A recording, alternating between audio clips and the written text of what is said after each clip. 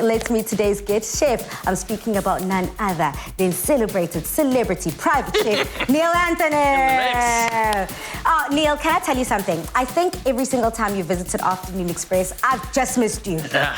So finally... Like ships passing in the night, my dear. Well, now it's time for us to finally touch base. Indeed. I love, being able to sit down with culinary, I would like to say geniuses like yourself. Thank you. And find out how it all started. I think that your love for cooking and your passion for food started at a young age. Indeed, yeah. So I don't know, I always call it a classic story, but it's my story, definitely. So large family, growing up in a large family. My mom was always cooking. My gran was a fantastic, fantastic baker. She was actually, winning like competitions when I grew up in Zimbabwe, actually. And yeah, so I grew up in Zimbabwe in a very large family, and then we moved to South Africa. My dad was an environmental health officer, so he was always on the farms, like at meat inspections, and he would always bring random stuff back from the farmers, and we'd always have a kitchen full of stuff, and it would be sort of really, yet again, just sort of hands-on. And then from there as well, my sister's a chef as well, so, we'd always sort of, talk about food and be around food the whole time, and yeah, it was just a sort of a smack bang journey from there. It's actually quite interesting to hear that born and bred in Zimbabwe, moved to South Africa. Already those cuisines are very, very different. Very different, yeah. Very different. And also the experimentation that happened in your household. I can only imagine. Well, my father's from Glasgow, my mom's from Manchester. So, is that the accent? That's where the accent comes from. Obviously lived in London for a long time, but my parents are both British as well. So my dad fought in the Rhodesian War, and then, we sort of, it's this whole mishmash of stuff here. Well, that's what it's all about. For me, I think not only is it about travel, exposing yourself to different cuisines and different foods, but also it's also about mentorship, and it's also about having those people to guide you through the food. You had an opportunity, as you said, to travel abroad in your early years of your career, all the way to London. I can only imagine the experts you were able to work with. Yeah, I mean, it's obviously my big break was working for Gordon. So, that was my, I probably sort of went overseas with the sort of intention of working for him. And, back in the day, he was quite famous back then, but he wasn't what he is now. But yeah, so luckily enough, I was working for a guy called Alan Williams, and then I got a foot in the door, and, he sort of got me my job at Gordon's, and then it just sort of went from strength to strength from there. You've definitely created quite a brand for yourself. I think as soon as you see Neill Anthony, you already know what to expect. The pencil. First, what is that pencil for? The pencil, I do write a lot of lists. And they're all branded with all my stuff on them, so. Oh, that is so cool. So instead of like a business card, you give the pencils away. That is awesome. So it's not just a pencil, it's not just a gimmick. It actually has a purpose. People you don't recognize without your pencil. You truly have created a brand for yourself. Going from restaurants and then moving all the way to South Africa, where then you went into private chefing. How was that adjustment and transition? Look, it's yet again. I think I was extremely lucky. I think obviously luck is a part of it, but.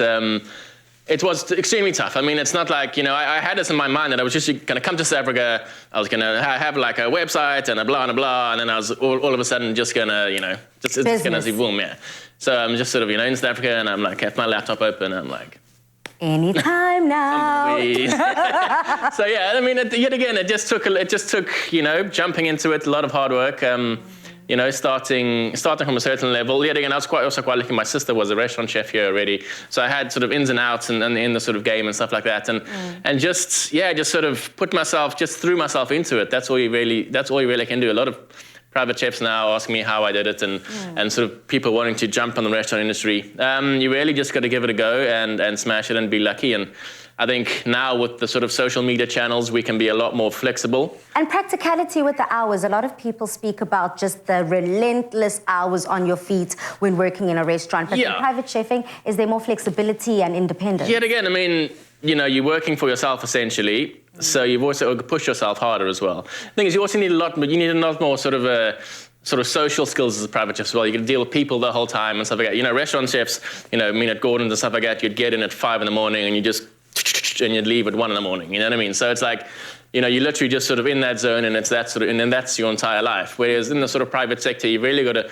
deal with people. You've got to sort of be, you got to wear a whole bunch of hats, especially when, in a sort of private dinner environment, and then you talk about, shooting my own sort of TV show and the book and all that sort of stuff. It very much sort of you very much sort of got to sort of diversify yourself as opposed to restaurant chefs that can be a bit sort of blinkers. That's absolutely what I want to move into. We, as you can imagine, we are an Afternoon Express masterclass. We have so many culinary experts that come through our loft and kind of teach us and drop their knowledge, from writing a book to having TV shows to actually physically being in the kitchen and cooking for people. What would be your favorite part? And also, did your mind have to kind of jump and adjust to the business element of it, marketing yourself? No, massively, yeah. Look, I mean, yet again, you've also got to realize that you can't do that yourself. So, you team up with production companies and teams of people, and I've been very, very lucky again and blessed to be surrounded by an amazing team of people that have pushed me in the right direction and guided me and stuff like that. Because chefs are very much, yet again, sort of, they can be quite like that. So you got to really sort of break the sort of, not the mold, but sort of break your break that mindset and sort of go into that sort of, again, the business aspect of it and the fact that this is how things work and stuff like that. I mean, the TV show was always something I always wanted to do, so I think that sort of came quite naturally to me, so I pushed for that really hard.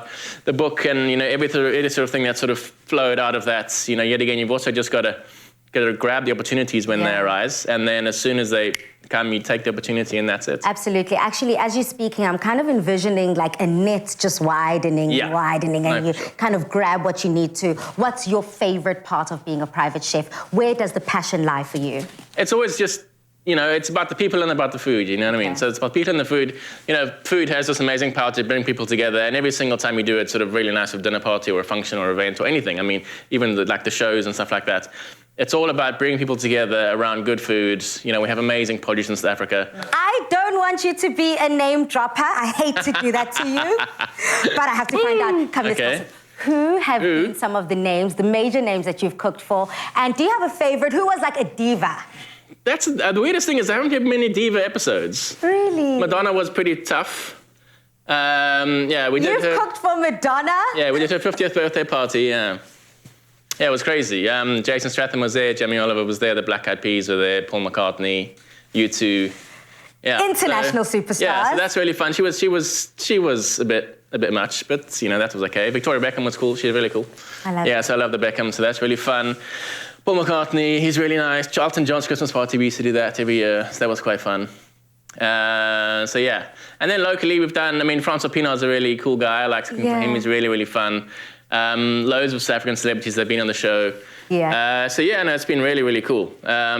Recently, Mumford & Sons, people like that. Who else? I want to find out a lot more. I think it's safe to say that we are in the midst of genius here in the loft and absolute creativity. Now, we're going to be putting that creativity to the test in our kitchen. But before we do head into the kitchen, I just want to say a huge thank you so much to Chef Neill for joining us. But don't go too far. We still have a bit of cooking to get through. And then after that, we're also going to be celebrating All Things Curry Week when we have quite a fun curry-themed trivia game coming up in a bit. But I'm bound to lose. You're bound to lose? I hope I'm not going to make it too difficult for you. But if you do want to interact with Chef Neill a little bit more, please do give him a follow on Instagram @NeillAnthony.